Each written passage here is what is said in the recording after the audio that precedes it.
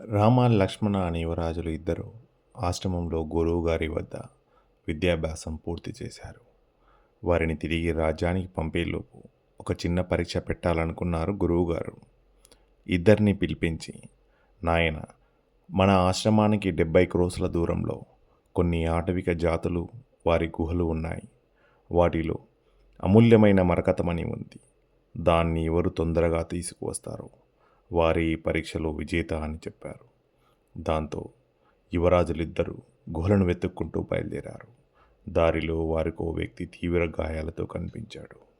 ఆగతే ఆలస్యం అవుతుందని లక్ష్మణుడు ముందుకు వెళ్ళిపోయాడు. కానీ రాముడు మాత్రం ఆగి అతడికి సపర్యలు చేసి ఎవరో ఏంటో కనుక్కున్నాడు. కాస్త స్థిమితపడి ఆ వ్యక్తి వెళ్ళిపోయాక రాముడు మళ్ళీ బయలుదేరాడు. కొంత దూరం వెళ్ళాక అతడికి అజేయుడు ఆటవిక తెగల చేతిలో బందీగా కనిపించాడు. వెంటనే రామ్ వారితో స్నేహంగా మాట్లాడి లక్ష్మణ్ని విడిపించాడు.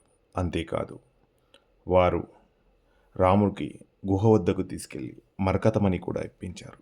ఇదంతా ఎలా సాధ్యమైందో లక్ష్మణుడికి అర్థం కాలేదు. అదే విషయం అడిగాడు. అప్పుడు రాముడు, దారిలో గాయాలతో కనిపించిన వ్యక్తి వీరి చేతిలో దాడి గురైన వాడే. వాళ్ళెలా ప్రవర్తిస్తారో అతడే నాకు చెప్పాడు. దాన్ని బట్టి వారిని నా మాటలతో ఆకట్టుకున్నాను. వాళ్ళ ద్వారానే మన్ని కూడా సంపాదించాను అని చెప్పాడు.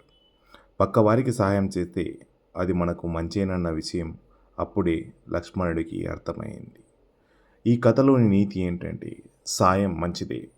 మనం పక్కవారికి సహాయం చేసి అది ఏదో విధంగా మనని ముందుకు తీసుకెళ్తుంది, విజయాలను అందుకునేలా చేస్తుంది.